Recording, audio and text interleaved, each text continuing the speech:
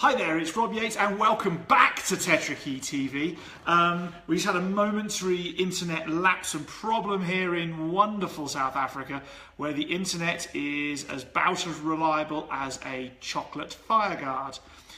This evening, as I said, we will be talking about managing the feedback you get given on your route to success. And this is something I want us to pay some particular importance to, because we get given feedback the entire time, and feedback is an essential part of our learning, development and growth. Yet often I find we get given feedback that is from people who maybe aren't walking their own talk, or maybe aren't just as brave as us. They kind of want us to help, but they're not so much help. And hi Paul, thanks for coming and joining us this evening. So to carry on joining us this evening, all I'd like you to do is to go and click share. You'll see that button on around the comments area on your app that you're looking at us in right now, and certainly click like as well, please. So click like, click share, and let's go and think about this. You see, there's all these people who give us feedback, and I find there's several sorts. So there's people who I'd like to give me feedback, but who don't. There's people who are peers who give me feedback that's phenomenal. And then there's people who give feedback to us or advice, and they aren't doing what we're doing themselves. And managing all of that is quite important. So what I want to do is deal with the first two first, and let's deal with the hardest one last, shall we? So here's the thing: if you've got somebody that you want feedback from, what are you doing to ensure that they get to see what you're doing, experience what you're doing, and that you are asking for the feedback? Yep. So ask for the feedback. That's of vital importance if you want it. If you don't ask, you certainly will not get.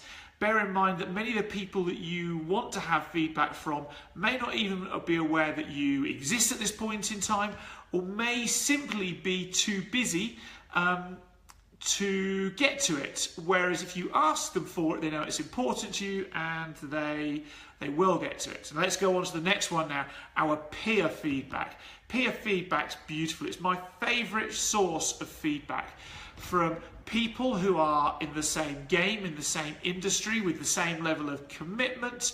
They might not even have the same level of understanding. Maybe they have more, maybe they have less than I do.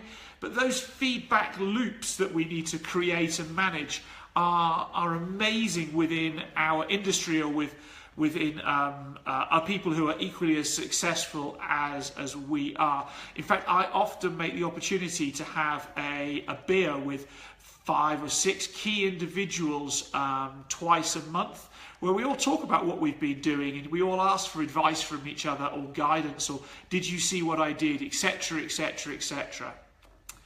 But then let's move on to that third group. These are the people who you decide, for instance, to commit to a YouTube series that you're going to film on knot tying. For whatever reason it might be. Let's just say you're into sailing. And then people start giving you advice on, oh, well, I don't tie this knot like that. I think the way I do it is better than the way that you do it. And they take the time to send it to you in an email. And I don't know about you, but when I receive that email, I have a degree of inside. You see, their way of tying a knot may be better than mine. Maybe. But here's the thing. They're not actually taking the time, the effort, or the courage to go and put what they know out there for the rest of the world on YouTube. And so part of what they say is factually correct, but what they're not appreciating is that simply they're not brave enough to do what it is that you are doing, and so that maybe they should congratulate us first. But these people just, they aren't up for that. They aren't up for that. You know, somebody gave me a tip for public speaking the other day, and it was wonderful, but the most people they ever speak in front of is 40 or 50, and I'm looking at doing something in front of an audience of thousands. So where does this come from? And so how do we manage these people? Because these people could be a customer at some point in time. So the very first thing that I like to do is I like to consider that every behaviour that somebody does has a positive intent. So all of these people are trying to help us from their map of the world, their level of courage. They're trying to support us. Now, it's our job to take that support in the way in which it was meant. Now, you see, these people aren't going online and criticising what you're doing online. And if they are, maybe they should be invited to have a conversation on a one-to-one basis with you offline somewhere, or frankly just invited not to take part anymore because they're actually devaluing the work that you're putting in. But let's just go with every behaviour has a positive intent. And if you take that in life, you'll find people amazingly good to work with. We always need to make an effort to say thank you. That's because somebody has gone about it with positive intent, and saying thank you helps A, them appreciate us, and B, it helps our mind consider what it is they've said differently. But in the same voice, never promise to do whatever it is that they've suggested. A, because you probably won't do it in the way they suggested, because they're probably picking up on minutiae that isn't important, and missing the big picture stuff. So never promise to do it, but always say thank you. There's a conversation to be had with some of these people on occasions. I often think the people who are overly precious around spelling and grammar get a life and understand the message that's being offered to them. You see, most people who pick up on minutiae miss the big picture and miss the opportunity to be successful the entire time. So the next thing we need to consider is, let's go and evaluate the feedback that's being given to us unemotionally, and let's evaluate it, for me, on a 1 to 4 basis. So number 1, I just choose to respectfully ignore it. That's it. So number 2 would be, well, it's at the bottom of the pile. I may get round to it at some point in time, but yeah, I may get around some point in time. Number 3 is they've said it to me, and I need somebody else to say it to me before, or email it to me, or whatever it might be, before I go and put that piece of feedback into action. And number 4 is go and act now. So how do I go and get to those numbers? Well, for a number 4, if an industry expert gives me a piece of advice on how I go about doing something to make it better for me, I'm going to act now. If somebody, number 3 would be, or another number 4 is somebody gives me a piece of advice and I go back and reevaluate what I've done and it makes immense amounts, 100% sense, then I'll do it now. That's another number 4 example. A number 3 example might go back to the person who's giving you advice about public speaking, and yet they don't actually walk their own talk 100%. So they might talk 3 times a year in front of 50 people. They might run a little training program, but they're not on a stage in front of thousands.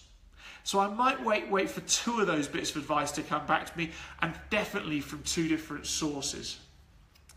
The bottom of the pile stuff, the number 2s, well, that's the stuff that frankly isn't really that important to me. that can go down there. And number one, respectfully ignore, well, what... often, you know, I got given a piece of advice a little while ago that was to write this big, huge business plan, about 68 pages in length. And that I know factually to be a waste of time. Unless you're going to go and you're already running a good business and you're looking for investment, well, then there might be a place for that. But factually, it's a waste of time. And so that was number one piece of information. It was meant with good intent, based upon what the individual knew in their map of the world. But in my higher level of knowledge of map of the world, I choose to disagree. So there we go. As you get further up the tree and you put more content out there, you're more public and you're more present, people are going to take it upon themselves to give feedback. So just accept that every time somebody does that, they're doing their best to help you. Then thank them, evaluate it, and decide what it is you're going to go and do with it. But never ever promise to do it, because you're unlikely to do it to their version of 100%, and therefore you're on a loser. So there we go. So some thoughts for this evening. For me, it's Friday night now.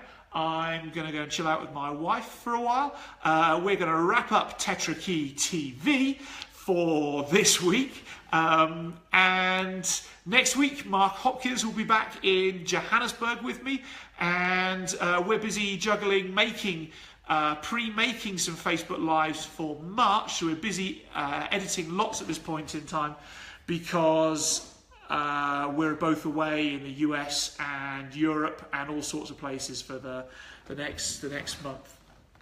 My best piece of advice for any of you who are out there who wish to give feedback: if you want your feedback to be truly valued, give it from a place of 100% congruence, where you are 100% walking your talk in exactly the same way as the person who you're giving feedback to.